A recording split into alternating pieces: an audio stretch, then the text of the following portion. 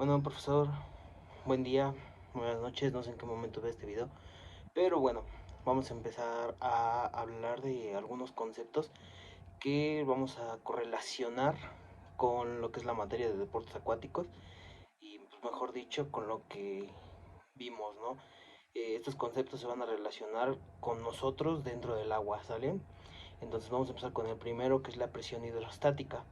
Y bueno, para empezar vamos a dividirlo, ¿no? ¿Qué es la presión? La presión se puede definir de diferentes maneras, ¿no? Como apretar o presionar algo, pero también tiene otro significado. ¿Qué sería cuál? Pues bueno, la presión también la podemos definir como la acción que tiene el gas o un líquido o un gas, pues sí, un gas de ejercer presión sobre otro cuerpo, ¿sale? Entonces, a nosotros, al estar hablando de la presión hidrostática, estamos hablando de la presión que se ejerce en nuestro cuerpo al nosotros sumergirnos en el agua, ¿sale? Entonces, ¿esto cómo se relaciona? Pues bueno, es que esto nos lleva a una adaptación al agua, que nos va a llevar a una mejora de los músculos respiratorios, por consecuente a la resistencia, ¿no? Y también no solo eso, sino que también aumenta nuestra capacidad ventilatoria y también facilita la estabilidad del cuerpo, bueno, de nuestro cuerpo, y nos mantiene en una posición, ¿no? Como ahora sí que, digo, nunca he viajado a la luna, pero supongo que también debe haber cierta presión allá, porque a lo mejor allá es allá los astronautas pues no tienen tanta facilidad o no pueden mantener su cuerpo debido a la gravedad, ¿no? Pero mientras tanto, nosotros en el agua sí podemos mantener una estabilidad en nuestro cuerpo debido a la presión que el agua ejerce sobre nosotros, ¿no? Y bueno, también lo podemos observar, por ejemplo, cuando vamos al mar. eh, por ejemplo, yo siento que esa es una presión mayor, ya que, por ejemplo, el oleaje y todo eso hace que nuestro cuerpo se mueva. Entonces, por eso es que siento que ahí tiene que ver lo que es la presión hidrostática. Pero también no solamente eso, sino que también además mejora la circulación sanguínea al fomentar que los músculos presionen sobre las venas y faciliten el retorno venoso, lo que mejora la circulación sanguínea. Así es que más sangre y más oxígeno a los tejidos promueven una mejor recuperación de los deportistas después de un ejercicio intenso. Y pues bueno, por último, también disminuye la frecuencia cardíaca, ¿no? Que como ya sabemos, ah, ahora sí que en el deporte, a los deportistas la frecuencia cardíaca les puede disminuir, porque por ejemplo la normal se puede encontrar entre 60 y 70, ¿no? Pero al ser deportistas podemos encontrar que esa frecuencia cardíaca puede disminuir. Entonces, por eso es que este término se correlaciona mucho con lo que es los deportes acuáticos. Bien, continuando con estos términos que estamos abordando, vamos a continuar con uno que se llama la densidad relativa. Y pues bueno, este término que nos quiere decir, bueno, en la natación se basa en la flotabilidad natural de nuestro cuerpo en el medio, ¿no? O sea, dentro del agua. Entonces, en promedio, nuestro cuerpo tiene una densidad relativa de unos 0.98 en comparación con la del agua, ¿no? Que hace que nuestro cuerpo flote. Entonces, al nosotros flotar varía la función de la composición corporal y la salinidad del agua, ¿no? Niveles más altos de densidad del cuerpo o agua más salada con un cuerpo de densidad menor hace que aumente nuestra flotabilidad. ¿Esto qué nos quiere decir? Bueno, explicándolo en términos que yo entendí, es que por ejemplo, entre más flaco estés, hay más probabilidades de que tú te hundas, ¿no? Te sumerjas. En cambio, por otra parte, al tener mayor composición corporal, o sea, al estar más gorditos, hace que nuestro cuerpo flote. ¿Por qué? Pues debido a toda nuestra composición corporal que nosotros tenemos en el cuerpo, ¿no? Y pues bueno, por ejemplo, pues nuestro cuerpo ligeramente menos denso que el agua soporta el peso del cuerpo durante la natación. Como resultado, la natación es un deporte de bajo impacto en comparación con las actividades que se pueden realizar en tierra como correr, ¿sale? La densidad y la viscosidad del agua también crean una resistencia para objetos que mueven a través del agua. Los movimientos que el cuerpo debe hacer para nadar aprovechan esta resistencia para crear propulsión, pero esta misma resistencia también genera resistencia en el cuerpo, ¿no?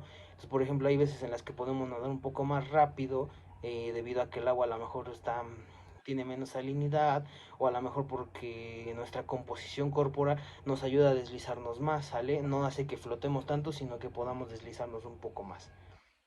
Y pues bueno, vamos a continuar con el siguiente término. Bien, ahora vamos a hablar un poco de lo que es el empuje hidrostático. La verdad, profe, este término sí se me dificultó un poco, pero bueno, a ver, lo que yo entendí más o menos es algo que yo había visto en clases de física, si no mal recuerdo, que era lo del principio de Arquímedes, ¿no? Que nos dice que un cuerpo total o parcialmente sumergido en un fluido en reposo experimenta un empuje vertical hacia arriba, igual que el peso del fluido desalojado. ¿Esto qué nos quiere decir? Por ejemplo, si nosotros entramos al agua, bueno, por ejemplo, es una tina, ¿no? A lo mejor de unos, no sé, una tina, no sé, por ejemplo, en el baño, ¿no? Yo, por ejemplo, de chico me metía en un bote. Entonces, por ejemplo, cuando el bote estaba lleno, cuando yo me metía, el fluido se desalojaba, ¿no? Se caía cierta parte del fluido. Entonces, ese es el empuje hidrostático. Cuando nosotros nos metemos en un estado líquido, nuestro cuerpo hace que al momento de nosotros sumergirnos, el agua, por consecuente, como estamos ocupando una parte donde ella estaba fluyendo, hace que es la parte que nosotros entramos pueda salir. Es por eso que también existen pruebas de hidroterapia, si no mal recuerdo, o no recuerdo bien el nombre de esas pruebas, donde podemos medir el peso mediante el agua.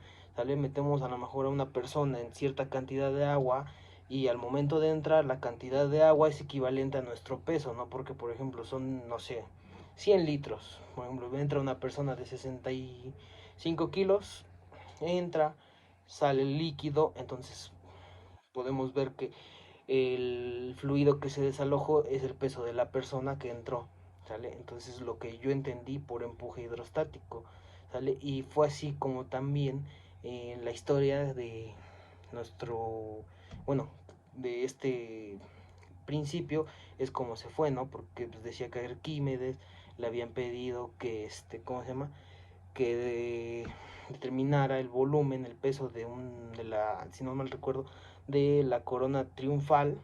Y pues bueno, a él al meterse al agua se da cuenta que él se mete y se escurre el agua. Entonces él dice, pues con esto puedo medir el volumen, el peso del objeto.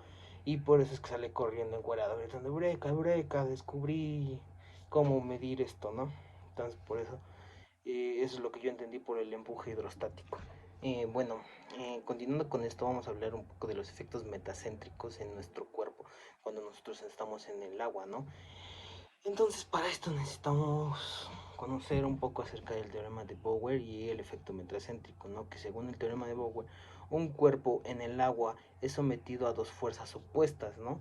Opuestas, la gravedad actuando a través del centro de gravedad, que pues ya sabemos dónde lo podemos encontrar, y la flotación actuando a través del centro de flotación, ¿no? El cual es un centro de gravedad, el agua desplazado, ¿no?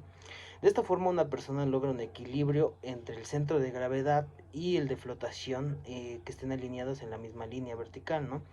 Entonces, el efecto metacéntrico establece que para que un cuerpo mantenga un equilibrio estable, pueda rotar continuamente hasta lograr una alineación de los dos centros, ¿sale? De gravedad. Es de aclarar que esta rotación puede darse en diferentes ejes o en la combinación de los mismos, ¿no? Longitudinal y transversal. Por lo que yo entendí de esto, de este efecto metacéntrico, es que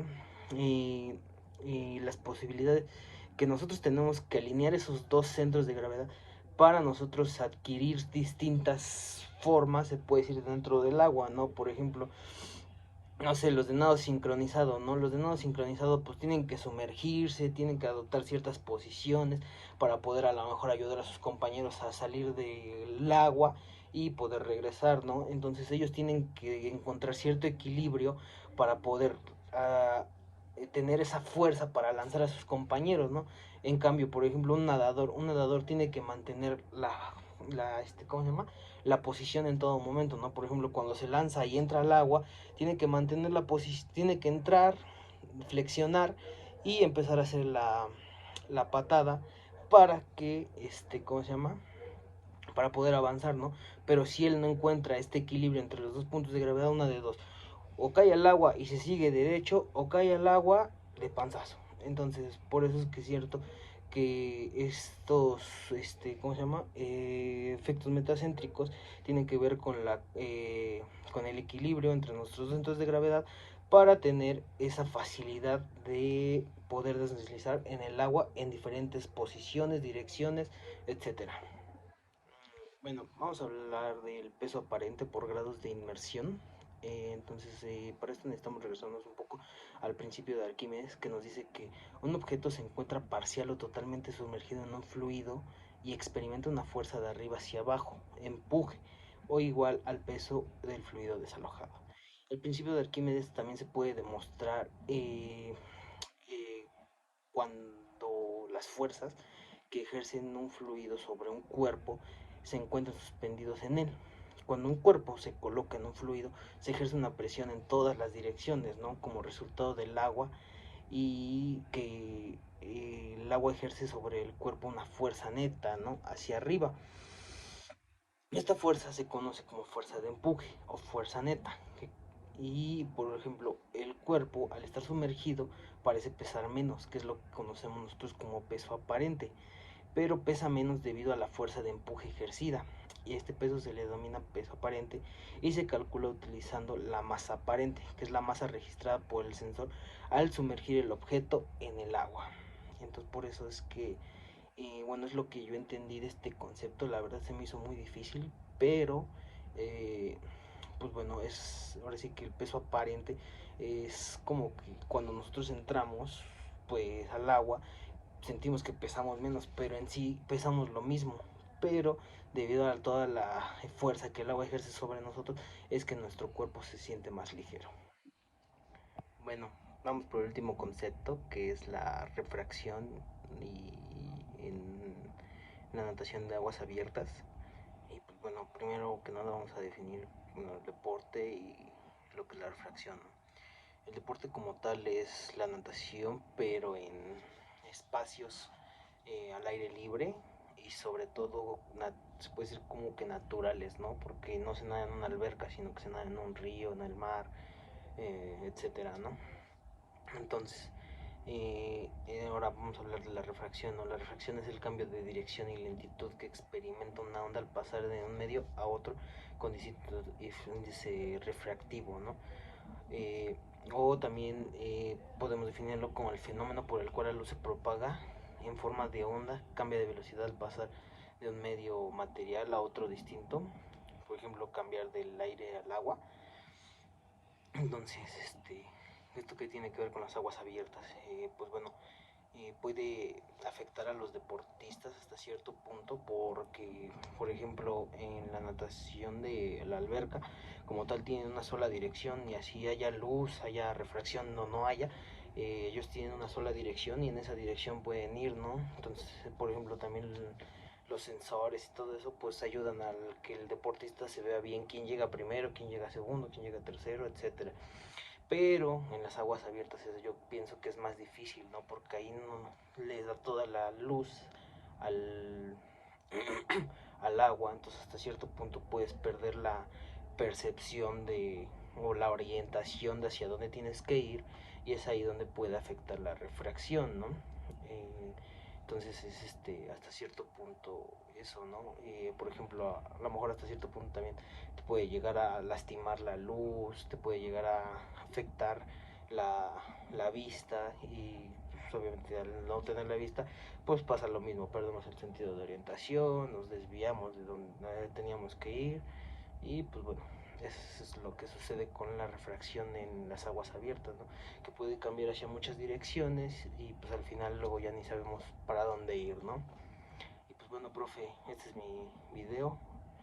Espero haber explicado los conceptos de la mejor manera posible y pues bueno, gracias.